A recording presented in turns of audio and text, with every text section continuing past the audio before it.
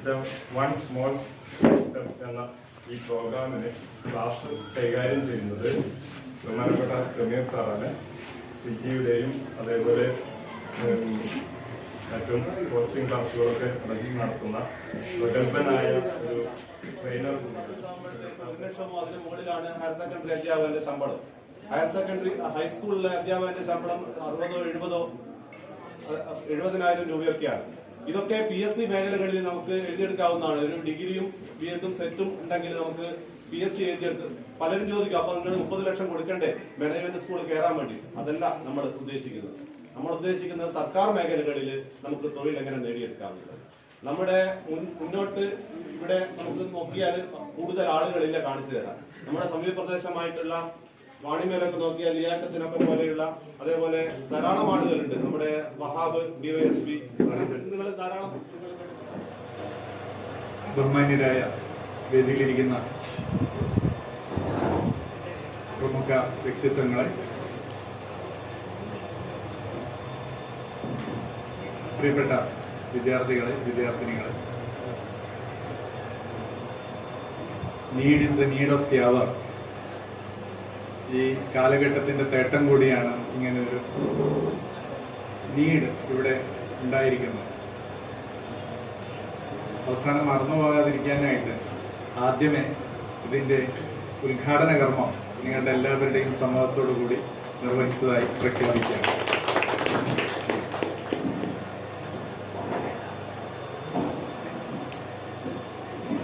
ഉദ്ഘാടന കർമ്മം നിർവഹിക്കുന്ന എനിക്ക് ആകെയുള്ളൊരു ആശങ്ക ഇത് നിന്നു പോകരുത് എന്നതാണ്. പലപ്പോഴും പലയിടത്തും ഇങ്ങനെയുള്ള പരിപാടികൾ തുടങ്ങിയിട്ട്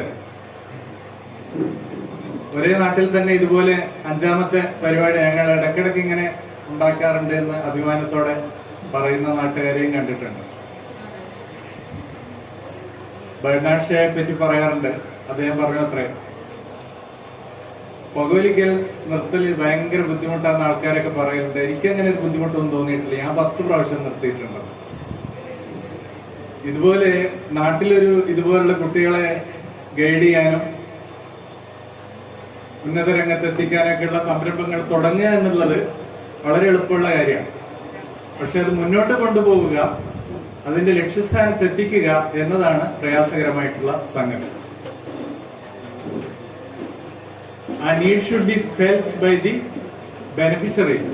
ആരാണോ ഇത് ഉൾക്കൊള്ളേണ്ടത് അവരെ അതൊരു നീഡായിട്ട് ഉൾക്കൊള്ളാൻ അവർ തയ്യാറാണ്. അതിന് ഏറ്റവും നല്ലൊരു മാതൃകയായി ഇപ്പൊ വാണിമേലിൽ തന്നെയുള്ള, വാണിമേൽ ഇത്തരം കാര്യങ്ങൾ വളരെ നേരത്തെ തുടങ്ങിയ ഒരു പ്രദേശം കൂടിയാണ്. ഇപ്പൊ അവിടെ നടന്നുകൊണ്ടിരിക്കുന്ന എഡ്യൂക്കെയർ എന്ന് പറയും, വാണിമേൽ എഡ്യൂക്കെയർ പദ്ധതി, നമ്മുടെ അസീസ് മാഷൊക്കെ തുടങ്ങിയിട്ടുള്ള വാണിമേൽ വളരെ നല്ലൊരു സംരംഭമാണ്. അതിന്റെ ഒരു വിജയത്തിന്റെ രഹസ്യം എന്ന് പറഞ്ഞു കഴിഞ്ഞാൽ ഇതാണ്: ആരാണോ ഇതിന്റെ ഉപഭോക്താക്കൾ അവരെ കൊണ്ട് തന്നെയാണ് ഇത് മുന്നോട്ട് പോയിക്കൊണ്ടിരിക്കുന്നത്. ഇതിപ്പോ നടത്തിയിരിക്കുന്ന വളരെ ആത്മാർത്ഥതയോടുകൂടി, നല്ല ഉദ്ദേശശുദ്ധിയോടുകൂടി ഒരു ചിന്തയിൽ ഇത് നടത്താൻ വേണ്ടി മുന്നോട്ട് വന്ന ആളുകൾ ഒരുപക്ഷെ അവരുടെ ഒരു ആവശ്യമല്ല ഇത്. ഇത് നിങ്ങൾക്ക് വേണ്ടി തുടങ്ങുന്നതാണ്. അപ്പൊ അവര് വല്ല തിരക്കിലൊക്കെ പെട്ടുപോകുമ്പോൾ, ജാഫർ മാഷൊക്കെ എനിക്ക് വേറെ എന്തെങ്കിലും വലിയ ഉത്തരവാദിത്തങ്ങളൊക്കെ വരുമ്പോ സ്വാഭാവികമായിട്ടും അത്ര ശ്രദ്ധിക്കാൻ കഴിയണമെന്നില്ല. അപ്പൊ ഇത് ഒരു സെൽഫ് ഓപ്പറേറ്റിംഗ് ആയിട്ടുള്ള ഒരു ഘട്ടത്തിലേക്ക് പോകണം. അപ്പൊ നമ്മൾ ഈ വിദ്യാർത്ഥികളിൽ തന്നെ, അവരിൽ തന്നെ നമ്മളെക്കാൾ കഴിവുള്ള, നമ്മളെക്കാൾ സ്കിൽഡ് ആയിട്ടുള്ള, ഒരുപാട് സ്വപ്നങ്ങളുള്ള, അംബിഷ്യസ് ആയിട്ടുള്ള ആളുകൾ, അംബിഷ്യസ് ആയിട്ടുള്ള കുട്ടികൾ നമ്മുടെ കൂട്ടത്തിൽ തന്നെ ഉണ്ട്. ഇപ്പോ ഞാനൊക്കെ ഇപ്പൊ നേരത്തെ ഡിപ്പാർട്ട്മെന്റിലൊക്കെ എന്തെങ്കിലും പരിപാടികൾ സംഘടിപ്പിക്കണമെങ്കിൽ ഞങ്ങൾ 5-6 അധ്യാപകരുണ്ടാവും. അവരിങ്ങനെ ഓടിക്കത്തച്ച് എല്ലാം കൂടി ചെയ്യണം. പക്ഷെ ഇപ്പോ ഞാൻ മനസ്സിലാക്കിയത്, നമ്മുടെ വിദ്യാർത്ഥികളെ തന്നെ അതങ്ങ് ഏൽപ്പിച്ചു കൊടുക്കുകയാണെങ്കിൽ വളരെ ഭംഗിയായിട്ട് ആ കാര്യങ്ങൾ ചെയ്യുന്നു. അവര് തന്നെ പറയുമ്പോൾ, നമ്മളെ കുട്ടികൾ വിളിച്ചോണ്ട് വരുമ്പോ എന്തോ ഒരു ആട്ടിത്തെളിച്ച് കൊണ്ടുവരുന്ന പോലെ, ഒരു വലിയൊരു പണി ഏൽപ്പിക്കുന്നത് പോലെയൊക്കെയാണ് അവർക്ക് തോന്നുന്നത്. പക്ഷെ കുട്ടികളെ തന്നെ അത് ചെയ്യുമ്പോൾ വളരെ നന്നായിട്ട് അവർ ചെയ്യുന്നു. ഒരു പോസ്റ്റർ ഉണ്ടാക്കുക, ഒരു പ്രോഗ്രാം നോട്ടീസ് ഉണ്ടാക്കുക, ഒരു ബാനർ ഉണ്ടാക്കുക, ഇതൊക്കെ ഞങ്ങൾ ചെയ്യുമ്പോൾ അത് വലിയ പണിയാണ്. കുട്ടികളെ ചെയ്യുമ്പോൾ അത് വളരെ എളുപ്പത്തിൽ ചെയ്യും. അവർക്ക് അതിന്റെ ആപ്പ് അറിയാം, എങ്ങനെ പോസ്റ്റർ ഉണ്ടാക്കാം, എങ്ങനെ പിന്നെ അത് ഫോട്ടോ എത്ര ഭംഗിയാക്കിയിട്ട് ചെയ്യാം. എന്റെ എല്ലാം ഫോട്ടോ വളരെ ഭംഗിയായിട്ട് എന്നേക്കാളും നല്ല ഫോട്ടോസ് അവര് പോസ്റ്ററുകളിലൊക്കെ കൊടുക്കുന്നു. അത് അവർക്കറിയാം അതിന്റെ ആപ്പുകൾ. അപ്പോ ഞാൻ മെനിയാന്ന് ചായ കുടിക്കാൻ വേണ്ടി ഞങ്ങൾ നിന്നപ്പോ ഒരു കുട്ടി കടന്നു വന്നു. അവൻ ഈ ഇതൊക്കെ റെഡിയാക്കുന്ന ഒരു കക്ഷിയാണ്. അപ്പൊ അവനോട് വേറൊരു മാഷ് പറയുന്നുണ്ടായിരുന്നു, മോനെ ഇത് നീ പോസ്റ്റർ ആക്കല്ലേ, മറ്റു കുട്ടികളെല്ലാം അത് കംപ്ലൈന്റ് ആയിട്ട് വരുന്നു, അനങ്ങിയ പോസ്റ്ററാണ്. അപ്പോ ഇതുപോലുള്ള കഴിവുള്ള കുട്ടികളെ ഇതിൽ നിന്ന് തന്നെ കണ്ടെത്തി അവരെ ഏൽപ്പിച്ചു കൊടുക്കുകയാണെങ്കിൽ ഇത് അഭംഗുരം തടസ്സമില്ലാതെ മുന്നോട്ട് കൊണ്ടുപോകാൻ കഴിയും. ആ ഒരു രൂപത്തിൽ അതിനുള്ള ഇതുപോലെ വിളിച്ചു കൂട്ടേണ്ടി ഒന്നും കാര്യമില്ല. ഇപ്പൊ എല്ലാം ഓൺലൈനാണ്. അതിനുള്ള ഇൻസ്റ്റയില് അക്കൗണ്ട് തുടങ്ങണം നമുക്ക്. പിന്നെ അതുപോലെ വാട്സപ്പ് ഗ്രൂപ്പ് ഉണ്ടാക്കാം, ഗൂഗിൾ മീറ്റ് നടത്താം, കൂടുതൽ കുട്ടികൾ ഇതിലേക്ക് കൊണ്ടുവരാം. നമുക്ക് US-ലോ UK-ലോ ഈജിപ്തിലോ ഡൽഹിയിലോ ഉള്ള എക്സ്പെർട്ടുകളെ കൊണ്ട് ഇവരെ ഇന്ററാക്ട് ചെയ്യുക. അതിനെല്ലാം ഉള്ള സംവിധാനങ്ങളുണ്ട്. അത് കൂടുതൽ പരിചയമുള്ള കുട്ടികളെ അത് ഏൽപ്പിക്കണം എന്നാണ് എനിക്ക് ആദ്യമായി പറയാനുള്ളത്. അങ്ങനെ ഒരു 10 കൊല്ലം കഴിഞ്ഞ് ഇതിന്റെ ഒരു 10ാം വാർഷികത്തിന് നിങ്ങളോടൊപ്പം വരാൻ എനിക്ക് കഴിയട്ടെ. ആ കൂട്ടത്തിൽ നിങ്ങളിൽ നിന്ന് ഉയർന്നു പോയ സിവിൽ സർവൻസും അതുപോലെ സ്റ്റാർട്ടപ്പുകാരും വിവിധ മേഖലകളിൽ പ്രവർത്തിക്കുന്ന ആളുകളൊക്കെ ആ കൂട്ടത്തിൽ അതിഥികളായി എത്തുകയും ഞാൻ അതിലൊരു കാഴ്ചക്കാരനായി വരികയും ചെയ്യുമെന്ന് ഞാൻ ശുഭാപ്തി വിശ്വാസം രേഖപ്പെടുത്തുകയാണ്. അതിനാദ്യം വേണ്ടത് കൈയടിക്കാൻ ഒരു ഗ്യാപ്പ് വരണോ? അടിച്ചോ, കൈയടിച്ചോ, അല്ലെങ്കിൽ ഉറപ്പ് വരും ആൾക്കാർ. ആദ്യം വേണ്ടത് എന്താ അറിയോ? നമ്മൾ പലപ്പോഴും നമ്മുടെ കോഴ്സുകൾ ഇപ്പൊ പല ആളുകളും എനിക്ക് തോന്നുന്ന +2 ഡിഗ്രി ലെവലിലൊക്കെയാണ് ഇരിക്കുന്നത്. അപ്പോൾ പല ആളുകൾക്കും എവിടെയാണ് പോകേണ്ടത് എന്നുള്ളതിനെ പറ്റി ഒരു ലക്ഷ്യബോധം പലർക്കും ഇല്ല എന്നുള്ളതാണ്. നമ്മുടെ കോഴ്സുകൾ തിരഞ്ഞെടുക്കുന്ന കാര്യത്തിൽ ഇതിനെ പറ്റിയുള്ള ഒരു ചിന്ത, അതിന്റെ ഒരു ഗൗരവം നമ്മുടെ കുട്ടികൾക്കും ഇല്ല, രക്ഷിതാക്കൾക്കും ഇല്ല. ഞാൻ പറയാം, ഞാൻ കല്ലാച്ചിയിൽ നിന്ന് ഇങ്ങോട്ടേക്ക് വരാൻ വേണ്ടിയിട്ട് ഒരു ബസ്സിലാണ് വരുന്നതെന്ന് വിചാരിക്കാം. അല്ലെങ്കിൽ ഏതെങ്കിലും ഒരു ബസ്സിൽ കയറി ഇരുന്ന് അപ്പൊ കണ്ടക്ടർ ചോദിച്ചു, എന്റെ അടുത്തുള്ള ഒരാളെ ചോദിക്കണം എവിടെ ഇറങ്ങേണ്ടതെന്ന് ചോദിച്ചു. അപ്പോ അയാൾ പറയണം അങ്ങനെയൊന്നുമില്ല എന്നാണ് അയാൾ പറയുന്നത്. അപ്പൊ അയാളോട് ചോദിക്കുക, അല്ല നിങ്ങൾക്ക് എവിടെ ഇറങ്ങേണ്ടത്, നിങ്ങൾ എന്തിനാ ഇതിൽ കയറിയത്? ഞാൻ എവിടെ സ്റ്റോപ്പിൽ വന്നപ്പോ നല്ല ലംഘുന്ന ഒരു ബസ് വന്ന് നല്ല ലൈറ്റെല്ലാം തിളങ്ങുന്ന നല്ല ചുള്ളൻ ഡ്രൈവർ അത് കണ്ടപ്പോ ഞാനിങ്ങ് കയറി, അത്രേ ഉള്ളൂ. അപ്പൊ നിങ്ങൾക്ക് എവിടെയാ പോണ്ടേ? ഈ ബസ് എവിടെയാ എത്തുക? ഈ ബസ് തലശ്ശേരിക്കാണ്. തലശ്ശേരി എത്തട്ടെ, എന്നിട്ട് ആലോചിക്കാം. ഇങ്ങനെ ഒരാൾ പറയുകയാണെങ്കിൽ അയാളെ പറ്റി നിങ്ങൾ അഭിപ്രായം നിങ്ങൾ കേൾക്കണം. നിങ്ങൾ എന്തായിരിക്കും പറയാ? എന്തു പറയും നിങ്ങള്? ഒന്നും ഒരു വട്ടാന്ന് പറയൂലേ, അല്ലെങ്കിൽ വെള്ളത്തിലാന്ന് പറയും, അല്ലെങ്കിൽ 5 മിനിറ്റ് കുറവാന്ന് പറയും. നിങ്ങളുടേതായ ന്യൂ ജനറേഷൻ വാക്കുകൾ ഉണ്ടാവും അതിന്. എന്തായാലും അങ്ങനത്തെ എന്തെങ്കിലും ഒരു വിശേഷണം കൊടുക്കും അല്ലെ. നിങ്ങളെല്ലാം വലിയ ബുദ്ധിമാന്മാരാണല്ലേ. എന്നാൽ നമ്മുടെ നാട്ടില് പല ആളുകളും ഡിഗ്രിക്ക് ചേരുന്ന നല്ല ഫുൾ A+ ഒക്കെ നേടിയിരിക്കുന്ന കുട്ടികളോട് നിങ്ങളിത് കഴിഞ്ഞിട്ട് എവിടെയാണ്, നിങ്ങളുടെ ലക്ഷ്യം എന്താണ്, ഈ ഡിഗ്രി കഴിഞ്ഞിട്ട് നിങ്ങൾ എന്താണ് ചെയ്യാൻ ഉദ്ദേശിക്കുന്നത് എന്ന് ചോദിച്ചു കഴിഞ്ഞാൽ അവരെന്താ പറയുന്നത്? ഇതേ മറുപടിയാണ്. അങ്ങനെയൊന്നും ആലോചിച്ചിട്ടൊന്നുമില്ല, ഇത് കഴിയട്ടെ.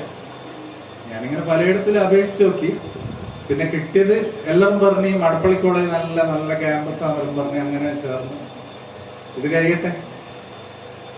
അല്ലാതെ എനിക്കിതിന് കഴിവുണ്ടോ, ഞാൻ ഈ ചേർന്ന കോഴ്സിന് എന്റെ ഇൻട്രസ്റ്റ് ആണോ, അല്ലെങ്കിൽ ഇത് കഴിഞ്ഞിട്ട് എന്താണ് സാധ്യത, ഈ ഡിഗ്രി കഴിഞ്ഞിട്ട് പിന്നെ എനിക്ക് എവിടത്തേക്ക് പോകണം, എന്റെ ജീവിതത്തിൽ ഞാൻ എന്ത് ആകാനാണ് ഈ കോഴ്സ് തിരഞ്ഞെടുത്തിരിക്കുന്നത്, ഇതിനെപ്പറ്റിയൊന്നും ഒരു ധാരണയില്ലാതെ ഒരു 5 മിനിറ്റിന്റെ യാത്ര ലക്ഷ്യമില്ലാതെ വെറും ബസ്സിന്റെ മൊഞ്ച് കണ്ടിട്ട് കയറി കഴിഞ്ഞ ഒരാളെ പറ്റി നമ്മൾ പറയുന്നു അയാള് വെള്ളത്തിലായിരിക്കും, ബോധമില്ല, സ്ഥലകാല ബോധമില്ല, അയാൾക്ക് വട്ടായിരിക്കും, 5 മിനിറ്റ് കുറവായിരിക്കും എന്നൊക്കെ പറയും. എന്നാൽ ഫുൾ A+ ആയ പല ആളുകളും 3 കൊല്ലം, ജീവിതത്തിൽ 3 കൊല്ലം എന്ന് പറഞ്ഞാൽ ഇറ്റ് മാറ്റേഴ്സ്. അത് വളരെ പ്രധാനപ്പെട്ട ഒരു സംഭവമാണ്. നമ്മുടെ ജീവിതത്തിലെ നമ്മൾ എന്താകണം എന്ന് തീരുമാനിക്കുന്ന 3 കൊല്ലാണ്. ഈ 3 കൊല്ലം എവിടെ എത്തണം, എവിടെ ഇറങ്ങണം, അവിടുന്ന് എവിടത്തേക്ക് പോകണം എന്നുള്ള ഒരു ബോധം ഇല്ലാതെയാണ് പലപ്പോഴും കോഴ്സുകളും മറ്റും തിരഞ്ഞെടുക്കുന്നത്.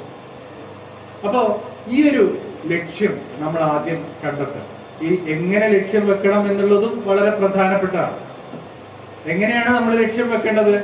പല ആളുകളും വളരെ മിനിമൽ പോയിന്റുകൾ കൺസിഡർ ചെയ്തുകൊണ്ട് അല്ലെങ്കിൽ വളരെ ചെറിയ ക്രൈറ്റീരിയകൾ വെച്ചുകൊണ്ടാണ് പലപ്പോഴും ലക്ഷ്യങ്ങൾ നമ്മൾ തീരുമാനിക്കുന്നത്. ഇപ്പൊ നമ്മള് വിദ്യാഭ്യാസത്തിന്റെ കാര്യത്തില് പിന്നെ ഇമാം ഷാഫിയുടെ ഒരു കവിത നിങ്ങൾക്ക് മുമ്പിൽ അതിൽ പല കാര്യങ്ങൾ ഇതിനെപ്പറ്റിയുള്ള പല കാര്യങ്ങളും അതിൽ പറയുന്നതായിട്ട് ശ്രദ്ധയിൽപ്പെട്ടുകൊണ്ട് നിങ്ങളായിട്ട് ഷെയർ ചെയ്യാൻ വേണ്ടി ഉദ്ദേശിക്കുകയാണ്. അദ്ദേഹം പറഞ്ഞു, അഖീ ലൻ തനാലുൽ ഇൽമ ഇല്ലാ ബിസിത്തത്തിൻ, അഖീ ലൻ തനാലുൽ ഇൽമ ഇല്ലാ ബിസിത്തത്തിൻ സഉൻബിക അൻ തഫ്സീലിഹാ ബിബയാനിൻ ذكاء وحرص واجتهاد وبلغة وصحبة أستاذ وطول زمان. എന്താ പറഞ്ഞേ?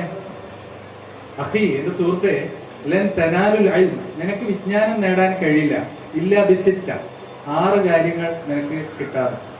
അതിലൊന്ന് ദക്കാ, മുള വേണം, ബുദ്ധി വേണം. അപ്പൊ അതിനെപ്പറ്റി തന്നെ പല തെറ്റിദ്ധാരണകളും നമ്മുടെ നാട്ടിലുണ്ട്. പല ആളുകളെ പറ്റിയും പറയും, അയാൾക്ക് കോളേജിൽ അല്ലെങ്കിൽ സ്കൂളിൽ മാർക്കില്ല എന്നതുകൊണ്ട് പലപ്പോഴും അയാൾക്ക് ബുദ്ധിയില്ല എന്ന് പറയാറുണ്ട്. പക്ഷെ അവന് നമ്മൾ മൊബൈൽ എടുത്തു കഴിഞ്ഞാൽ അതിന്റെ മുഴുവൻ ഗിൽപ്പിത്തിരി അവന് അറിയാൻ പറ്റുമായിരിക്കും. അപ്പൊ അവന് ബുദ്ധിയില്ല എന്ന് പറയാൻ പറ്റുമോ? അവന് ബുദ്ധിയുണ്ട്, പക്ഷെ അവന് കണക്കിന്റെ ഇക്വേഷൻ പഠിക്കാനുള്ള ബുദ്ധിയില്ല.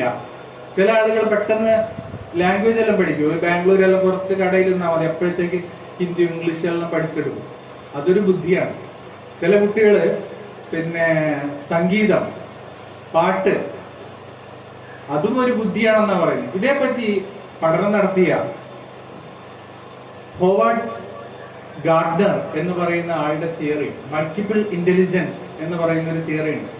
ആ തിയറിക്ക് അന്താരാഷ്ട്ര തലത്തിൽ അംഗീകാരം കിട്ടുകയും അതിനെപ്പറ്റിയുള്ള പഠനങ്ങൾക്ക് നോബൽ സമ്മാനം വരെ കിട്ടുകയും ചെയ്തു. അതിൽ പറയുന്നത്, ഒരാളെ പറ്റി നമ്മളങ്ങനെ ബുദ്ധിയില്ല എന്ന് പറഞ്ഞ് തള്ളുന്നതിന് പകരം അയാളുടെ ബുദ്ധി, ഒരാൾക്ക് ഉള്ള ബുദ്ധി അല്ലെങ്കിൽ പല ആളുകൾക്കുള്ള ബുദ്ധി പലതരത്തിലായിരിക്കുമെന്നാണ്.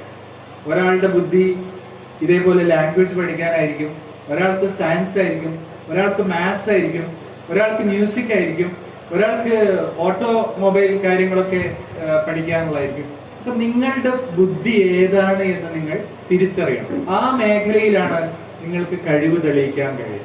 അപ്പൊ ഞാൻ പലപ്പോഴും വിചാരിക്കാറുണ്ട്, എനിക്ക് 10ാം ക്ലാസ്സിലൊക്കെ മാർക്ക് വലിയൊരു എക്സ്ട്രോർഡിനറി സ്റ്റുഡന്റ് എന്നൊന്നും പറയാൻ പറ്റുന്ന ഒരു സ്റ്റുഡന്റ് ആയിരുന്നില്ല, ഒരു എബോ ആവറേജ് സ്റ്റുഡന്റ് മാത്രമായിരുന്നു.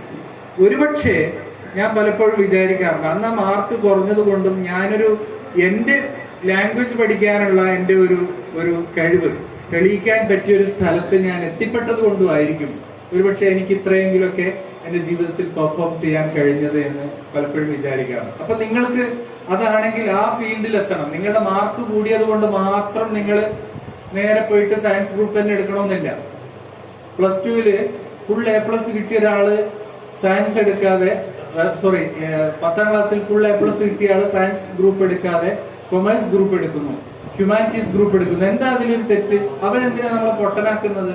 എന്തിനാ അവനൊരു മോശക്കാരനാക്കുന്നത്? അങ്ങനെ പോയ കുട്ടികൾ ഇന്ന് ഡൽഹി യൂണിവേഴ്സിറ്റിയിൽ അവര് ഹ്യൂമാനിറ്റീസ് എടുത്തു, എന്നിട്ട് പിന്നെ സോഷ്യോളജി എടുത്തു, അല്ലെങ്കിൽ സൈക്കോളജി എടുത്തു, അല്ലെങ്കിൽ കൊമേഴ്സ് ഗ്രൂപ്പ് എടുത്തു, എന്നിട്ട് ഡൽഹി സ്കൂൾ ഓഫ് എക്കണോമിക്സിൽ പഠിച്ചുകൊണ്ടിരിക്കുന്നു. അവർ സിവിൽ സർവീസിന് പ്രിപ്പയർ ചെയ്തുകൊണ്ടിരിക്കുന്നു. ഇപ്പോൾ രാജ്യത്തിന്റെ ഭാഗതയെ നിർണ്ണയിക്കാൻ കഴിവുള്ള ആളുകൾ, മൻമോഹൻ സിംഗിനെ പോലെയുള്ള ആളുകളൊക്കെ എക്കണോമിക്സ് എടുത്ത ആളുകളാണ്. അതുപോലെ ഭാഷ പഠിച്ചിട്ട് നല്ല ഭാഷ കൊണ്ട് മാത്രം, വാക്ചാതുരി കൊണ്ട് മാത്രം രാജ്യത്തിന്റെ നേതൃപദവിയിൽ എത്തിയിരിക്കുന്ന ആളുകൾ, വേറെ ഒരു കഴിവുമില്ല, വെറും തള്ളു തന്നെ. അങ്ങനെയുള്ള ആളുകളുണ്ട് നമ്മുടെ നാട്ടിൽ, നമുക്ക് കാണാൻ കഴിയും. ഇങ്ങനെ ഓരോ മേഖലയിലുള്ള കഴിവ്, നിങ്ങൾക്ക് ഏതാണോ നിങ്ങളുടെ ഫീൽഡ്, ആ ഫീൽഡിലുള്ള കോഴ്സുകൾ നിങ്ങൾക്ക് തിരഞ്ഞെടുക്കാൻ കഴിയണം. അപ്പോൾ നിങ്ങളുടെ ബുദ്ധി ഏതിലാണ് എന്നുള്ളത് നിങ്ങൾ കണ്ടെത്തുക. നിങ്ങളെ കണ്ടെത്താൻ സഹായിക്കുന്ന സിജിയിലൊക്കെ നിങ്ങളുടെ ആറ്റിറ്റ്യൂഡും ഒക്കെ അളന്ന് നിങ്ങൾക്ക് ഏത് മേഖലയിൽ നിങ്ങൾക്ക് ശോഭിക്കാൻ കഴിയുമെന്ന് ശാസ്ത്രീയമായി പറഞ്ഞു തരുന്ന ഏജൻസികളുണ്ട്. അപ്പോൾ ഇവിടെയുള്ള രക്ഷിതാക്കളോട് അല്ലെങ്കിൽ കുട്ടികളോട് എനിക്ക് പറയാനുള്ളത്, നിങ്ങൾക്ക് അതിൽ എല്ലാവരും അതിന് പോകണം എന്നല്ല പറയുന്നത്, അതിലെന്തെങ്കിലും നിങ്ങൾക്ക് കൺഫ്യൂഷൻ ഉണ്ട് എങ്കിൽ ഒരുപക്ഷെ നിങ്ങൾക്ക് A stitch in time saves 9 എന്ന് പറയാറുണ്ട്. നിങ്ങൾ ആ സമയത്ത് നിങ്ങൾക്ക് കിട്ടുന്ന ഒരു തുന്നലായിരിക്കും അത്. ആ സമയത്ത് നിങ്ങൾ ഏത് ഫീൽഡിലേക്കാണ് പോകേണ്ടത് എന്ന് കൃത്യസമയത്ത് നിങ്ങൾക്ക് തീരുമാനിക്കാൻ കഴിഞ്ഞാൽ ഒരുപക്ഷെ നിങ്ങൾക്ക് ജീവിതത്തിൽ പല മേഖലയിലും എത്തിപ്പെടുമ്പോൾ നിങ്ങൾക്ക് ഖേദിക്കേണ്ടി വരുന്നത് ഒഴിവാക്കാൻ ഒരുപക്ഷെ അത് സഹായിക്കും. രണ്ടാമത്തത് ഹെർസ്, ഒരു ഇൻട്രസ്റ്റ് വേണം. ഇൻട്രസ്റ്റ് വേണമെങ്കിൽ ആദ്യം പറഞ്ഞ നിങ്ങൾക്ക് പറ്റിയ ഫീൽഡ് തിരഞ്ഞെടുക്കണം എന്നുള്ളത് വളരെ പ്രധാനപ്പെട്ടാണ്. നിങ്ങൾക്ക് കമ്പ്യൂട്ടർ ആപ്ലിക്കേഷൻ അല്ലെങ്കിൽ മൊബൈൽ ആപ്ലിക്കേഷൻ അല്ലെങ്കിൽ നിങ്ങൾ വെറുതെ മൊബൈലിലുള്ള ചെറിയ പിന്നെ ഫെസിലിറ്റീസ് ഉണ്ടല്ലോ, എന്തിനെ എഡിറ്റിങ്ങിനൊക്കെ, ആനിമേഷൻ എഡിറ്റിംഗ് ഒക്കെ വെച്ചുകൊണ്ട് അത്ഭുതങ്ങൾ സൃഷ്ടിക്കുന്ന കുട്ടികളെ കണ്ടിട്ടുണ്ട്. അവരെയൊക്കെ വലിയ വലിയ 3D ആനിമേഷനോ അല്ലെങ്കിൽ അതുപോലെ സോഫ്റ്റ്വെയർ ഡെവലപ്മെന്റിനോ ഒക്കെ വിട്ടു കഴിഞ്ഞാൽ ഒരുപക്ഷെ അവരുടെ സ്കില്ല് അതിലായിരിക്കും. അവർക്ക് ഇൻട്രസ്റ്റ് ഉണ്ട്. അങ്ങനെ മൊബൈലിൽ ഇൻട്രസ്റ്റ് നോക്കി പറഞ്ഞേക്കാണ് എനിക്ക് നാട്ടിലുള്ള മുഴുവൻ ആളുകൾ ഇപ്പൊ മൊബൈൽ പഠിക്കാൻ വേണ്ടി വരും. കാരണം കുട്ടികൾക്ക് ഇപ്പൊ ആകെ ഇൻട്രസ്റ്റ് ഉള്ള ഒരു ഫീൽഡാണ് ഈ മൊബൈൽ എന്ന് പറയുന്നത്. അതല്ല ഞാൻ ഉദ്ദേശിച്ചത്. അതിൽ വെറുതെ കുറിച്ചുകൊണ്ടിരിക്കുക എന്നുള്ളതല്ല, മറിച്ച് അതുമായി ബന്ധപ്പെട്ട ഏതെങ്കിലും ഒരു ഫീൽഡിൽ എനിക്ക് ശോഭിക്കാൻ കഴിയുമെന്ന് നിങ്ങൾക്കും നിങ്ങളുടെ രക്ഷിതാക്കൾക്കും ഒക്കെ തോന്നുകയാണെങ്കിൽ അതിലേക്ക് പോവുക. നിങ്ങളുടെ ഇൻട്രസ്റ്റ് എന്താണ്? അതുപോലെ നിങ്ങൾക്ക് യാത്രയാണ്, ഫോട്ടോഗ്രാഫിയാണ്, വീഡിയോ എഡിറ്റിംഗ് ആണ്, ഇതിലെല്ലാം നിങ്ങൾക്ക് സാധ്യതയുണ്ട്. നിങ്ങൾക്ക് ഭരിക്കാനാണ്, അല്ലെങ്കിൽ നിങ്ങൾക്ക് നാടിന്റെ എന്താ പറയാ മൊത്തം മേൽനോട്ടം വഹിക്കാനാണ്, അല്ലെങ്കിൽ നിങ്ങൾക്ക് പോലീസ് ആകാനാണ്. ഇങ്ങനെയൊക്കെയുള്ള ഉദ്ദേശ ലക്ഷ്യങ്ങൾ നിങ്ങൾക്കുണ്ട് എങ്കിൽ ആ ലക്ഷ്യത്തിലേക്കൊക്കെ നിങ്ങൾക്ക്, ഇനി അതല്ല നിങ്ങൾക്ക് ഒതുങ്ങിയിരുന്നു കൊണ്ട് കാര്യങ്ങൾ ചെയ്യാനാണെങ്കിൽ ആ ഫീൽഡ് നിങ്ങൾക്ക് തിരഞ്ഞെടുക്കാം. മാനേജ്മെന്റ് ആണ് എങ്കിൽ നിങ്ങളുടെ നാട്ടിലെ സ്ഥാപനത്തിനെ ഇങ്ങനെ നിങ്ങൾക്ക് തോന്നണ്ട, ഈ സ്കൂളിൽ ഇപ്പൊ എത്ര കൊല്ലമായി ഈ സ്കൂളിന്റെ പിന്നെ പ്രവർത്തനം ഇങ്ങനെയൊക്കെ ആയിരുന്നുവെങ്കിൽ എത്ര നന്നായിരുന്നു, ഈ കുട്ടികളെ കൂടുതൽ ആകർഷിക്കാൻ ഇങ്ങനെയൊക്കെ ചെയ്യാമായിരുന്നു, അങ്ങനെയാണെങ്കിൽ ഇങ്ങനെ ഈ നാട്ടിന്റെ പിന്നെ മുഖച്ഛായ തന്നെ മാറിയേനെ എന്നൊക്കെ നിങ്ങൾക്ക് മനസ്സിൽ തോന്നുന്നുണ്ട് എങ്കിൽ നിങ്ങൾക്ക് ഒരു മാനേജ്മെന്റിന്റെ ഒരു സ്കില്ലുണ്ട്, ഒരു ടേസ്റ്റ് ഉണ്ട് എന്നാ അതിന്റെ അർത്ഥം. നിങ്ങൾ പോയിട്ട് പിന്നെ സയൻസ് പഠിക്കേണ്ടവരല്ല, നിങ്ങൾ മാനേജ്മെന്റിൽ പോകാൻ വേണ്ടിയിട്ടുള്ള കോഴ്സുകൾ തിരഞ്ഞെടുക്കുക. അപ്പോൾ നിങ്ങളുടെ ഇൻട്രസ്റ്റ് വളരെ പ്രധാനപ്പെട്ടതാണ്. അത് പറയുമ്പോൾ 3-4 ഏരിയകൾ പരിചയപ്പെടുത്താൻ വേണ്ടി ഞാൻ ഈ അവസരം ഉപയോഗപ്പെടുത്തുകയാണ്. പലപ്പോഴും ഈ ഇൻട്രസ്റ്റ് തിരഞ്ഞെടുക്കുമ്പോൾ പല ആളുകളും നേരത്തെ പറഞ്ഞ പോലെ വളരെ ചുരുങ്ങിയ ക്രൈറ്റീരിയകൾ വെച്ച് ഇൻട്രസ്റ്റുകൾ തരും. ഇപ്പോൾ എൻ്റെ ജ്യേഷ്ഠൻ ചെറുപ്പത്തിൽ നീ എന്താകാൻ ആഗ്രഹം എന്ന് വെച്ചപ്പോൾ കണ്ടക്ടർ ആകാനാണ് എന്ന് പറഞ്ഞു. അപ്പൊ എന്താണെന്ന് വെച്ചപ്പോൾ എല്ലാവരുടെ അടുത്ത് ഇങ്ങനെ പൈസ വാങ്ങിയിടല്ലേ, അപ്പോൾ ഇഷ്ടം പോലെ പൈസ വൈകുന്നേരം ആകുമ്പോഴത്തേക്കും അത് വളരെ പരിമിതമായ കാര്യങ്ങൾ വെച്ചുകൊണ്ടുള്ള ഒരു ഇൻട്രസ്റ്റ് തിരഞ്ഞെടുത്താണ്. അത് പറയുമ്പോൾ നിങ്ങൾക്ക് വലിയൊരു കുട്ടിത്തൊരു പൊട്ടത്തരം എന്നൊക്കെ തോന്നാമെങ്കിലും പല ആളുകളും നേരത്തെ പറഞ്ഞ പോലെ ഏരിയകൾ തിരഞ്ഞെടുക്കുന്ന ഇങ്ങനെ വളരെ പരിമിതമായ കാര്യങ്ങൾ വെച്ചിട്ട്. അതിലൊന്നാണ് ഈ ഗൾഫൊക്കെ തിരഞ്ഞെടുക്കുന്നത്. ഗൾഫ് പോയി കഴിഞ്ഞാൽ ആകെ കാണുന്നത് എന്താ വെച്ചാൽ ഗൾഫുകാർ ഇവിടെ നാട്ടിൽ വന്നിട്ട് അല്ല അടിച്ചു പൊളിച്ച് 2 മാസം ജീവിക്കുന്നു എന്നുള്ളതാണ്. ഇതില് ജീവിതം മുഴുവൻ ഇങ്ങനെ അടിച്ചു പൊളിച്ച് ജീവിക്കുന്ന ഗൾഫുകാർ ഇഷ്ടം പോലെ ഉണ്ട്, നാട്ടിലും ഇഷ്ടം പോലെ ആൾക്കാരുണ്ട്. പക്ഷേ ഗൾഫിലുള്ള നേരത്തെ പറഞ്ഞ പോലെ പല ആളുകളും പകലന്തിയോളം അധ്വാനിച്ച് ഒരു റെസ്റ്റും ഇല്ലാതെ പെരുന്നാളിന് പോലും അധ്വാനിക്കുന്ന ഒരു മറുവശം അവരുടെ ജീവിതത്തിൽ. പലപ്പോഴും ഇങ്ങനെയുള്ള സ്വപ്നങ്ങളുമായി പോയി എൻ്റെ വീട്ടിൽ തന്നെ കുടുംബത്തിൽ തന്നെ പല ആളുകളും സിവിൽ സർവീസിനൊക്കെ പോകാൻ കഴിവുള്ള ആളുകൾ പെട്ടെന്ന് കാശുണ്ടാക്കുക എന്നുള്ള അർത്ഥത്തിൽ ഗൾഫിലൊക്കെ പോയി അവിടെ നിന്ന് അതേ സ്പീഡിലല്ലെങ്കിലും 1-2 കൊല്ലം കഴിഞ്ഞിട്ടും അതേ സ്പീഡിൽ തിരിച്ചു വന്നവരെല്ലാം ഉണ്ട്. അപ്പോൾ ഇതെല്ലാം നമ്മളൊരു ഏരിയ തിരഞ്ഞെടുക്കുമ്പോൾ അതിൻ്റെ ഒരുപാട് പ്ലസ് മൈനസ് വരായികകൾ നമ്മുടെ മുമ്പിൽ കാണാൻ കഴിയണം. എന്നിട്ട് വേണം ഒരു ഏരിയ തിരഞ്ഞെടുക്കാനായിട്ട്. ഇപ്പൊ നമ്മൾ പറയാം civil service, IAS, IPS, IFS തുടങ്ങിയ ഏരിയകൾ. നമ്മുടെ നാട്ടില് IFS ഇങ്ങനെ സിവിൽ സർവീസ് ആരെങ്കിലും ഉണ്ടോ നമ്മുടെ പഞ്ചായത്തില്?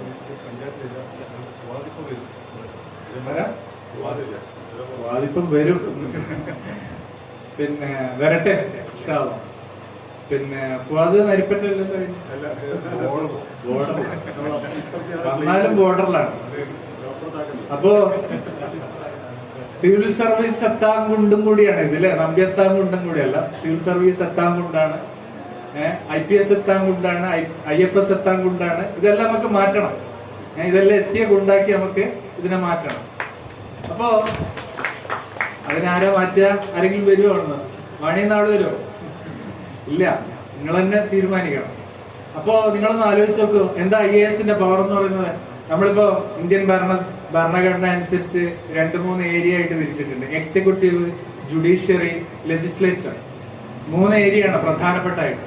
ഈ IAS കാരനായിട്ട് ആദ്യം തന്നെ നിയമിക്കപ്പെടുന്നത് നിങ്ങളൊന്ന് ആലോചിച്ച് നോക്കൂ. ഈ 3 പവറും കൂടി കൊടുത്തിട്ടാണ് അവനെ നിയമിക്കുന്നത്. അവനെ ഡിസ്ട്രിക്ട് മജിസ്ട്രേറ്റ് ആണ്. ഒരു കളക്ടർ എന്ന് പറയുന്നത് district magistrate, district collector and district magistrate. Collector ആയതുകൊണ്ട് തന്നെ അവൻ എക്സിക്യൂട്ടീവിന്റെ ഭാഗം കൂടിയാണ്. പിന്നെ ജില്ലയിലെ സകല പോലീസും റവന്യൂവും എല്ലാ കാര്യങ്ങളും കളക്ടറുടെ കീഴിലാണ്. പിന്നെ അത് കൂടാതെ ജില്ലാ പഞ്ചായത്ത് പ്രസിഡന്റ് ഇല്ല, അല്ലെങ്കിൽ ഭരണം ഇല്ല എന്നുണ്ടെങ്കിൽ അതിന്റെ ഭരണം നടത്തേണ്ടത് കളക്ടറാണ്. മേയർ ഇല്ലെങ്കിൽ മേയർ അധികാരം കളക്ടർക്കാണ്. അപ്പൊ ഒരു ജില്ലയുടെ സകല അധികാരവും കൈയാളുന്ന കളക്ടറായിട്ടാണ് അയാൾ ആദ്യം വരുന്നത്. നമ്മളെ സംബന്ധിച്ച് സിവിൽ സർവീസ് എന്ന് പറഞ്ഞാൽ കളക്ടറാണ്. അതല്ല, കളക്ടർ എന്ന് പറയുന്നത് അതിന്റെ തുടക്കമാണ്. IAS ജീവിതത്തിലെ ശിശുവാണ് യഥാർത്ഥത്തിൽ കളക്ടർ. അതിന്റെ മേലെയാണ് പുള്ളിയുടെ അധികാരങ്ങൾ മുഴുവൻ വരുന്നത്.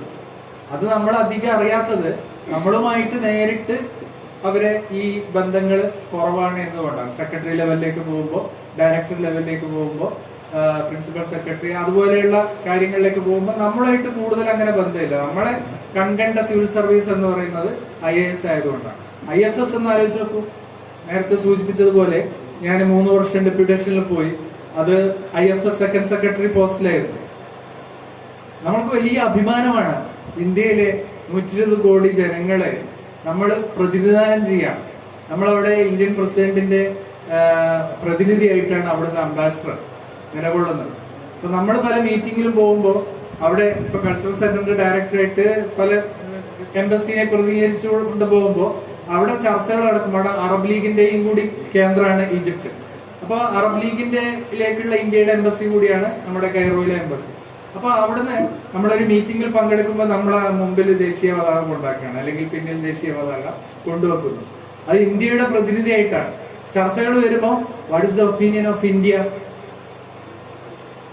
ആദ്യം നമ്മൾ ചെന്ന ഉടനെ തന്നെ നമ്മള് ഇതാരോടാ ചോദിക്കുന്നത് എന്നുള്ള നമ്മൾക്ക് തന്നെ നമ്മളെ വിശ്വസിക്കാൻ പറ്റാത്ത എന്നോടാണ് ചോദിക്കുന്നത് what is the opinion of India. I have to explain what is the opinion of India. ഒരു 3 കൊല്ലമാണ് നമുക്ക് ചെയ്യാൻ കഴിഞ്ഞത്. പക്ഷേ IFS ആണെങ്കിൽ ജീവിതത്തിൽ ഉടനീളം നിങ്ങൾക്ക് അതിന്റെ ആ ഒരു പവറോട് കൂടി നിങ്ങൾക്ക് അവിടെ ചെയ്യാൻ പറ്റുക. നിങ്ങൾക്ക് അവിടെ ഒരു IFS ഓഫീസർ ഡിപ്ലോമാറ്റിക് ബാഗ് വന്നതോടുകൂടി നമ്മുടെ നാട്ടിലെല്ലാം അതൊരു ചർച്ചയാണ്. അതിന് ചോദ്യം കാര്യമൊന്നും ഇല്ല എന്നുള്ള. ഡിപ്ലോമാറ്റ് ആണെങ്കിൽ അവിടെ എയർപോർട്ടിൽ നിന്ന് തന്നെ തുടങ്ങി ഞാൻ പറയാൻ ഉദ്ദേശിച്ചല്ല, ജാഫർ മാഷ് പറഞ്ഞാണ്. ഞാൻ പറഞ്ഞു, കുട്ടികൾ പറയും ഭയങ്കര തള്ളായിരുന്നു എന്ന് പറയും. അതുകൊണ്ട് ഞാൻ അതിനെപ്പറ്റി പറയുന്നില്ല. ഒരു ഇൻസ്പിറേഷന് വേണ്ടിയിട്ട് പറയുന്നതാണ്. പിന്നെ ഓക്കെ, അപ്പൊ നമ്മൾ എയർപോർട്ടിൽ എത്തുന്ന മുതൽ നമ്മൾക്ക് ഈ ഇന്ത്യയിൽ അത്ര പരിഗണന ഇല്ല. കാരണം ഇന്ത്യയിൽ നമ്മളെല്ലാവരെയും പോലെ ഒരു പൗരനാണ്. പക്ഷെ ഇന്ത്യ വിട്ട് കഴിയുമ്പോഴത്തേക്ക് നമ്മൾ ഇന്ത്യ ഗവൺമെന്റിന്റെ ഒരു പ്രതിനിധിയാണ്. അത് അംബാസിഡർ ആകലോടുകൂടി ഇന്ത്യൻ പ്രസിഡന്റിന്റെ പ്രതിനിധിയായിട്ടാണ് കാണുന്നത്. ഒരു IFS ഓഫീസറെയും മറ്റൊരു രാജ്യത്ത് ഒരു കേസിൽ പെടുത്താനോ, അയാളുടെ ബാഗുകളും അയാളുടെ വീട് പരിശോധിക്കാനോ, അയാളുടെ എംബസിയിൽ വെച്ചിട്ട് ഒരു കൊലപാതകം നടന്നാൽ പോലും അവിടെ കയറി സെർച്ച് ചെയ്യാനോ അവിടുത്തെ പോലീസിനോ അവിടുത്തെ പട്ടാളത്തിനോ ഒന്നും അധികാരമില്ല എന്നുള്ളതാണ്. ഇപ്പൊ തുർക്കിയിൽ വെച്ചിട്ടാണ് സൗദി കോൺസുലേറ്റിൽ വെച്ചിട്ട് സൗദി ജമാൽ ഖഷോഗ്ജി എന്ന് പറയുന്ന ആളെ കൊല ചെയ്തത്. അയാളുടെ ശത്രു, സൗദി എംബസിയുടെ ശത്രുവായിരുന്നു അദ്ദേഹം, ഒരു പത്രക്കാരനായിരുന്നു. പക്ഷെ എന്നിട്ട് പോലും തുർക്കിക്ക് അത് അന്വേഷിക്കാൻ പോലും കഴിഞ്ഞില്ല എന്നുള്ളതാണ്. അപ്പോ നമ്മൾക്ക് അത്രയും വലിയൊരു പ്രൊട്ടക്ഷൻ, ഡിപ്ലോമാറ്റിക് ഇമ്മ്യൂണിറ്റി എന്ന് പറയും. അപ്പോ ആ ഒരു പോസ്റ്റിലേക്ക് നമ്മൾ എത്തിച്ചേരുന്നു. എന്താ അതിന്റെ യോഗ്യത? അതിന് വലിയ IIT-ലൊക്കെ പഠിക്കണോ? വേണ്ട, എനി ഡിഗ്രി. അപ്പോ IAS-ന്റെ യോഗ്യത നേടാൻ പറ്റിയ എത്ര ആളുകൾ നരിപ്പറ്റ പഞ്ചായത്തിൽ ഉണ്ട് എന്ന് ചോദിച്ചു കഴിഞ്ഞാൽ hundreds or thousands of people are there. who are basically qualified to become an IFS or an IAS officer, but they are not trying, they are not attempting, they are not interested. If you are interested, if you are attempting, you could be an IAS officer, you could be an IFS officer, you could represent the 1 crore people of India, you could take in your arms the administration of the entire city, the entire district, the entire population of a particular area. ചിലപ്പോൾ അത് ഒരു സ്റ്റേറ്റിന്റെ തന്നെയായിരിക്കും. ഒരു IAS officer ചിലപ്പോൾ നമ്മുടെ പോണ്ടിച്ചേരിയുടെ അല്ലെ ഡാമൻഡിയുടെ അല്ലെ ഡൽഹിയുടെ ഒക്കെ അധികാരം തന്നെ ചിലപ്പോൾ ഒരു IAS ഓഫീസറുടെ കയ്യിലായിരിക്കും, ഒരു സ്റ്റേറ്റിന്റെ മൊത്തം അധികാരം. ഈവൻ മുഖ്യമന്ത്രിയേക്കാൾ കൂടുതൽ പവറാണ് ഡൽഹിയിലെ അഡ്മിനിസ്ട്രേറ്റർ. അപ്പൊ ഇതൊക്കെ നിങ്ങൾക്കും ആകാം. അതിനുള്ള ബേസിക് യോഗ്യത നിങ്ങളിൽ പലർക്കും ഉണ്ട്. ഇല്ല എന്നുണ്ടെങ്കിൽ നിങ്ങൾക്ക് സ്വന്തം അടുത്തുള്ള കോളേജിൽ നിന്ന് തന്നെ അതിനുള്ള യോഗ്യത ഉണ്ടാക്കിയെടുക്കാൻ കഴിയുമെന്നതാണ് യാഥാർത്ഥ്യം. പിന്നെ വേറൊരു കാര്യം നിങ്ങൾ മനസ്സിലാക്കേണ്ടത്, പല ആളുകളും പറയും ഈ ഇപ്പം കേരള അഡ്മിനിസ്ട്രേറ്റീവ് സർവീസ് തുടങ്ങിയിട്ടുണ്ട്, IAS-നേക്കാൾ കൂടുതൽ സാലറി അവർക്ക് കൊടുത്തേക്കുന്നത്. അപ്പൊ അതിൽ പറഞ്ഞിരിക്കുന്നത് ആളുകൾ ഇൻട്രസ്റ്റഡ് ആവട്ടെ, അതിൽ താല്പര്യം വരട്ടെ, പൈസ നോക്കിയിട്ടാണ് എല്ലാം. ഇപ്പൊ നമ്മുടെ നാട്ടിലെല്ലാം ഉടനെ ചോദിക്കുക എന്ത് കിട്ടും എന്നാണ്. നമ്മളിപ്പോ IFS ആണെന്ന് പറഞ്ഞാലും IAS ആണെന്ന് പറഞ്ഞാലും LP സ്കൂൾ അധ്യാപകനാന്ന് പറഞ്ഞാലും ആദ്യത്തെ ചോദ്യം എന്താണ്, എന്ത് കിട്ടും എന്നാണ് നമ്മുടെ നാട്ടിലെ കാക്കാമാരെല്ലാം ചോദിക്കുന്നത്. അപ്പോ അങ്ങനെ വെച്ച് നോക്കുകയാണെങ്കിൽ പലരും എന്ത് ചെയ്യും, ഈ ഗൾഫിൽ നല്ല ബ്രില്യൻ്റ് ആയിട്ടുള്ള ആളുകൾ ഇപ്പൊ സ്റ്റാർട്ടപ്പുകളൊക്കെ ഒരുക്കിയിട്ട് അവര് എന്താ പറയാ BPOകളൊക്കെ ഉണ്ടാക്കിയിട്ട് അവര് അമേരിക്കയിലും ലണ്ടനിലും ഒക്കെ ഉള്ള ആളുകൾക്ക് സർവീസ് കൊടുത്തിട്ടിരിക്കുക. അവരുടെ അടുക്കളയിൽ ദോശ ഇട്ടുകൊണ്ടിരിക്കുമ്പോഴാണ് അവർ വർക്ക് ചെയ്യുന്നത്. എന്നിട്ട് ഡോളറുകളില് പൗണ്ടുകളിലും അവർ സമ്പാദിച്ചുകൊണ്ടിരിക്കുകയാണ്, പ്രത്യേകിച്ച് ഈ ഒരു ഓൺലൈൻ കാലഘട്ടത്തിൽ. അതിനെപ്പറ്റി നമുക്ക് വേറെ പറയാം. അപ്പോൾ ഇങ്ങനെയുള്ള ഒരു സാഹചര്യത്തിൽ നല്ല ബ്രില്യൻ്റ് ആയിട്ടുള്ള സ്കിൽഡ് ആയിട്ടുള്ള ആളുകൾ അഡ്മിനിസ്ട്രേറ്റീവ് സർവീസിലേക്ക് വരണമെങ്കിൽ ദാറ്റ് മച്ച് അട്രാക്റ്റീവ് ആയിരിക്കണം സാലറി. അതുകൊണ്ടാണ് IAS-കാൾ കൂടുതൽ സാലറി കേരള അഡ്മിനിസ്ട്രേറ്റീവ് സർവീസിന് കൊടുത്തത്. അത് മാത്രമല്ല, കേരളത്തിൽ സെക്രട്ടേറിയറ്റ് അസിസ്റ്റന്റ്, അതുപോലെ ഡെപ്യൂട്ടി രജിസ്ട്രാർ, LD ക്ലർക്ക് മുതൽ എല്ലാ ഫീൽഡിലേക്കും നമ്മളെ ആളുകളെ വിളിച്ചുകൊണ്ടിരിക്കുന്നുണ്ട്. ഇതിലെല്ലാം യോഗ്യത എന്താന്ന് വെച്ച് കഴിഞ്ഞാൽ മിക്കവാറും യോഗ്യത നിങ്ങൾക്കെല്ലാം നേടിയെടുക്കാൻ കഴിയുന്ന സംഗതിയാണ്. ഒന്നുകിൽ SSLC, അല്ലെങ്കിൽ +2, അല്ലെങ്കിൽ എനി ഡിഗ്രി. ഇതിന്റെയൊക്കെ സിലബസ് എന്താ? സിലബസ് എല്ലാം മിക്കവാറും ഒന്നാണ്, ഒരേ സാധനമാണ്. General knowledge, basic English, functional arithmetic അല്ലെങ്കിൽ മാത്തമാറ്റിക്സ്, ഇതെല്ലാം +2 ലെവലിലൊക്കെ ചോദിക്കുള്ളൂ മിക്കവാറും. ആ സംഗതികളൊക്കെ ജസ്റ്റ് ഒരു ട്രെയിനിങ്ങോട് കൂടി ഒരു കോച്ചിങ്ങിനൊക്കെ പോയി കഴിഞ്ഞാൽ, ഈ തെക്കൻ ഭാഗത്തൊക്കെ പോയി കഴിഞ്ഞാൽ നമ്മൾ പലരെയും പരിചയപ്പെടുമ്പോൾ നിങ്ങൾ എന്താ ചെയ്യുന്നതെന്ന് വെച്ച് കഴിഞ്ഞാൽ PSC പ്രിപ്പറേഷൻ. നമ്മുടെ നാട്ടിൽ ആരെങ്കിലും പരിചയപ്പെടുമ്പോൾ നീ എന്താ ചെയ്യുന്നതെന്ന് ചോദിക്കുമ്പോൾ PSC പ്രിപ്പറേഷൻ എന്ന് പറയുന്ന എത്ര പേരുണ്ടാവും?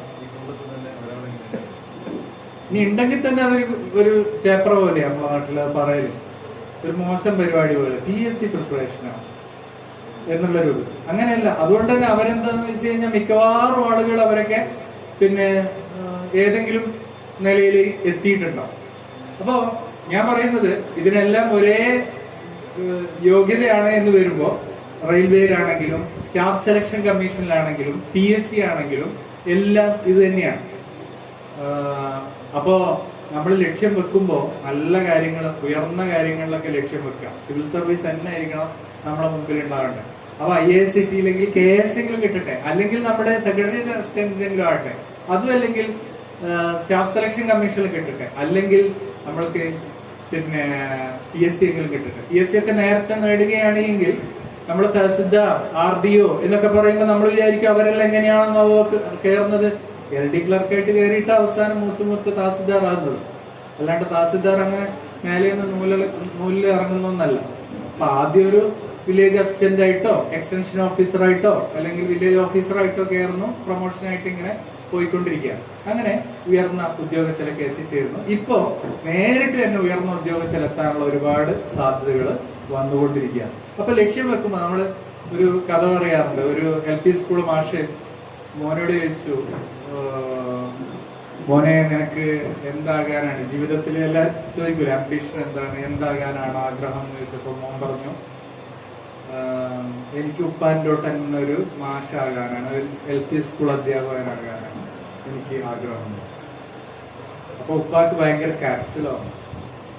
അപ്പൊ മോൻ ചോദിച്ചു, എന്താ അപ്പ ഇങ്ങനെ കരയുന്നത്? ഈ LP സ്കൂൾ മാഷ എന്നുള്ള അത്ര മോശ?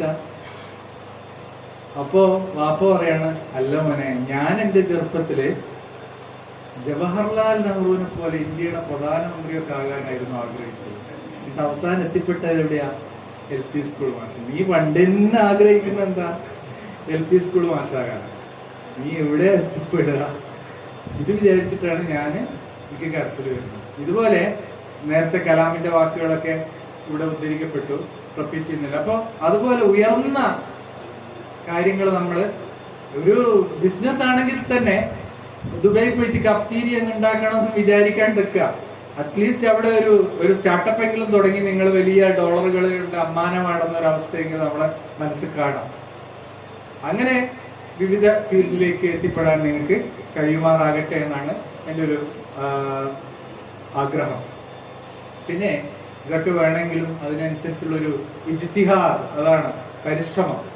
പരിശ്രമം എന്ന് പറയുമ്പോൾ ഇവിടെയൊക്കെ നമ്മൾ ഇതിനു വേണ്ടിയിട്ടാണ് ഞാൻ പലപ്പോഴും പറയുന്നത്, നിങ്ങൾ പഠിക്കുന്ന സമയത്ത് തന്നെ പറ്റുമെങ്കിൽ നാട് വിട്ടിട്ട് എവിടെയെങ്കിലും ഡൽഹി യൂണിവേഴ്സിറ്റിയിലോ JNUയിലോ അതുപോലുള്ള സ്ഥലങ്ങളിലൊക്കെ പോകുമ്പോഴാണ് നമ്മൾ ഈ പരിശ്രമത്തിന്റെ വില അറിയുന്നത്. നമ്മുടെ നാട്ടിൽ ഇപ്പോൾ വാണിമേലാകട്ടെ നമ്പ്യത്താമുട്ടിലാകട്ടെ നമ്മളെ ചുറ്റുവട്ടത്തൊക്കെയുള്ള ആള് ഒരു 2 മണിക്കൂറെല്ലാം പഠിക്കാനിരുന്നാൽ തന്നെ അവൻ നമ്മളെ ക്ലാസ്സിലെ, നമ്മളെ കോളേജിലെ, നമ്മളെ സ്കൂളിലെ അല്ലെങ്കിൽ നമ്മളെ വീട്ടിലെ വലിയൊരു പഠിപ്പിസ്റ്റായി ഓനെ നമ്മളോട് കൂടാൻ പറ്റില്ല, അവൻ വേറെ ലെവലാണെന്നുള്ള രൂപത്തിലൊക്കെ മാറ്റി നിർത്തുന്ന, അല്ലെ അവൾ അങ്ങനെയാണ് എന്നുള്ള രൂപത്തിൽ അല്ലെ നമുക്ക് തന്നെ തോന്നും. ഒന്നുമില്ല, ആരും പറഞ്ഞില്ലേ തന്നെ.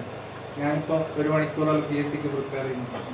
ഇതെല്ലാം ഒന്ന് മാറിക്കിട്ടാന് നമ്മളൊരു കോമ്പറ്റേറ്റീവ് ലെവൽ ഒന്ന് ഉയർത്തണം. അപ്പൊ നമ്മളോട് മത്സരിക്കുന്ന, നമ്മളെ കൂടെ പ്രിപ്പയർ ചെയ്യുന്ന ആളുകള് നമ്മളെക്കാൾ കൂടുതൽ നമുക്കൊരു ലക്ഷ്യം, ഇൻസ്റ്റന്റ് ആയിട്ട് നമ്മൾക്ക് മുമ്പിൽ ലക്ഷ്യങ്ങൾ ഉണ്ടാകണം, അവരെ പോലെ ആകണം അതിനുവേണ്ടി നമ്മൾ ആ ലെവൽ ഉയർത്തണം. അതിനാണ് ഇത്തരം സ്ഥാപനങ്ങളിലേക്ക് പോകുന്നത്. നമ്മൾ MBA കഴിഞ്ഞു കഴിഞ്ഞാൽ ഒരിക്കലും കേരളത്തിൽ നിന്ന് MBA കഴിഞ്ഞാൽ നമുക്ക് വേണമെങ്കിൽ വടകര പോയിട്ട് MBA ചെയ്യാം, മടപ്പള്ളി കോളേജിൽ നിന്ന് ഡിഗ്രി ചെയ്യാം.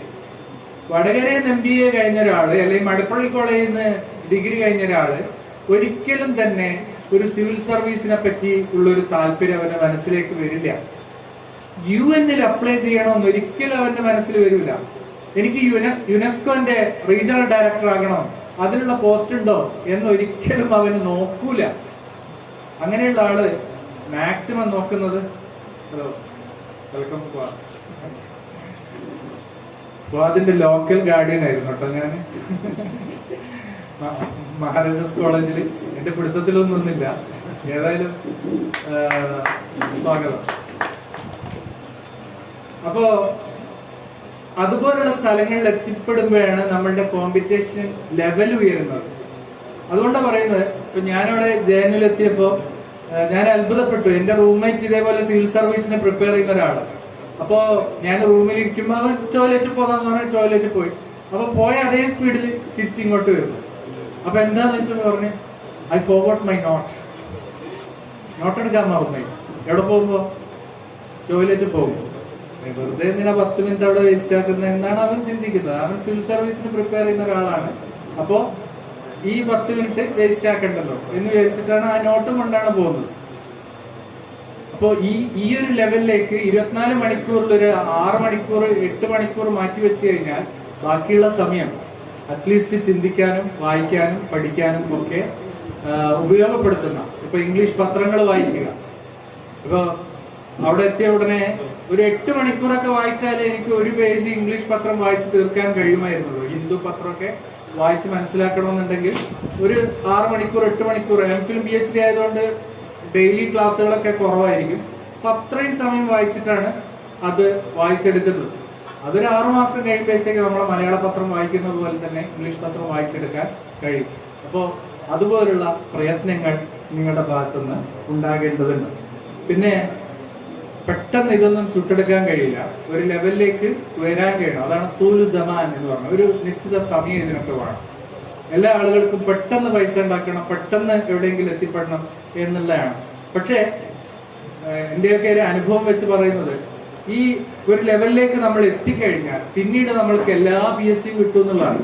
ഇപ്പൊ നമ്മുടെ നാട്ടിൽ തന്നെ ഇപ്പോ ഏറ്റവും ഉയർന്ന പോസ്റ്റുകളിലൊന്നും ഇരിക്കുന്ന വഹാബ്ക്കൊക്കെ ആദ്യം കുറെ കാലം PSC പ്രിപ്പറേഷൻ ആയിരുന്നു, അവർ ഗ്രൂപ്പായിട്ട് പ്രിപ്പയർ ചെയ്തു ബ്രദേഴ്സിന്റെ ക്ലബിന്റെ കീഴിൽ. അതുപോലെ ഒരു ക്ലബ്ബായി ഇത് മാറട്ടെ. ആ ക്ലബിൽ നിന്ന് ഉയർന്നു വന്ന ആളുകൾ 4 പേര് ഒറ്റയടിക്ക് ഒരു ലിസ്റ്റിൽ SI-മാരായി. ആലോചിച്ച് നോക്കൂ, കേരളത്തിൽ 72 SI-മാരെ തെരഞ്ഞെടുത്തപ്പോ 4 പേര് വാണിമേലെ കുഗ്രാമത്തിൽ നിന്ന് ആ ലിസ്റ്റിൽ പെട്ടു. എന്തുകൊണ്ടാണ്? ഇതുപോലുള്ള ഒരു പ്രിപ്പറേഷൻ നടത്തി അതിൽ ഒരു ഗ്യാങ് രൂപപ്പെട്ടു. എന്തായാലും നമുക്ക് SI ആകണം എന്നുള്ള ആ ഒരു രൂപപ്പെട്ടു. അവര് മത്സരിച്ച് പഠിച്ചു. അങ്ങനെ 72-ൽ 4 പേര്. ഈ ശരാശരി എന്ന് പറഞ്ഞു കഴിഞ്ഞാൽ ഇവിടെ ആയിരക്കണക്കിന് പിന്നെ ഗ്രാമങ്ങളിലുള്ളപ്പോ വാണിമേലിൽ നിന്ന് കിട്ടിയാൽ ഒരു ഗ്രാമം എന്നുള്ള നിലയ്ക്ക് ഒരു SI വന്നാൽ തന്നെ അത് ശരാശരിയിൽ മേലെയാണ്. അങ്ങനെയാണ് ഒരു ലിസ്റ്റിൽ 4 SI-മാർ വന്നിരിക്കുന്നത്. അപ്പോ അടുത്ത ഇതുപോലുള്ള ലിസ്റ്റുകളിൽ നമ്മുടെ നാട്ടിൽ നിന്നും ഇതുപോലുള്ള ആളുകൾ കടന്നു വരണം. അപ്പൊ കുറച്ച് സമയം എടുക്കും. അങ്ങനെ ലിസ്റ്റിൽ വന്നു കഴിഞ്ഞാൽ പിന്നെ വരുത്തന്നെ പുള്ളി ആദ്യം കോർട്ട് അസിസ്റ്റന്റ് ആയിട്ട് കയറി, പിന്നെ പോലീസ് കോൺസ്റ്റബിൾ ആയിട്ട് കയറി, പിന്നെ വേറെ ഏതൊരു പോസ്റ്റിലും കൂടി കയറി, പിന്നെയാണ് SI ആയിട്ട് കയറുന്നത്, 4-മത്തെ. പിന്നീട് ജോയിൻ ചെയ്തതിനു ശേഷം PSC ഇങ്ങനെ കത്ത് വന്നുകൊണ്ടിരിക്കുന്നുണ്ട് എന്നാണ് മനസ്സിലായത്. അപ്പൊ ഇതേപോലെ നിങ്ങൾ ടീച്ചിങ്ങിലാണെങ്കിൽ അതുപോലെ തന്നെ LP സ്കൂളിൽ വരും, UP സ്കൂളിൽ വരും, ഹൈസ്കൂളിൽ വരും, +2 വരും, കോളേജിൽ വരും. അപ്പൊ ഈ ഒരു പരിശ്രമം നീട്ടിക്കൊണ്ടുപോവുകയാണ് എങ്കിൽ നിങ്ങൾക്ക് ഇപ്പൊ നിങ്ങൾക്കറിയാം KS കിട്ടിയിരിക്കുന്ന പലരും, നമ്മുടെ സ്വപ്ന ലിസ്റ്റ് ആയിരിക്കുന്ന KS കിട്ടിയിരിക്കുന്ന പലരും അത് എടുക്കുന്നില്ല. എന്താ കാരണം? അവർ ഓൾറെഡി IAS-ന്റെ അല്ലെങ്കിൽ സിവിൽ സർവീസിന്റെ ലിസ്റ്റിലുണ്ട്. അവർ പറയുന്നത് ഞങ്ങൾ അത് നോക്കിക്കോളാം, ഞങ്ങൾക്ക് ഇത് വേണ്ട എന്നാണ്. അപ്പോ കിട്ടുന്ന ആളുകൾക്ക് എല്ലാം കിട്ടും, പക്ഷെ അതിന് കുറച്ച് സമയമെടുക്കും എന്നുള്ളതാണ്. അപ്പോ ഇതുപോലെ ഒരുപാട് മേഖലകൾ, ഞാനിപ്പോ സിവിൽ സർവീസിന്റെ പല മേഖലകൾ മാത്രമാണ് പറഞ്ഞത്. ഇതുമായിട്ട് സ്പെസിഫിക് ആയിട്ട് പെർട്ടിക്കുലർ ആയിട്ട് പല ഏരിയകളും ഉണ്ട്. അതിനെപ്പറ്റി അതിൻ്റെതായ എക്സ്പേർട്ടുകളെ നിങ്ങൾക്ക് കൊണ്ടുവരാം, ഓൺലൈനായിട്ട് കൊണ്ടുവരാം.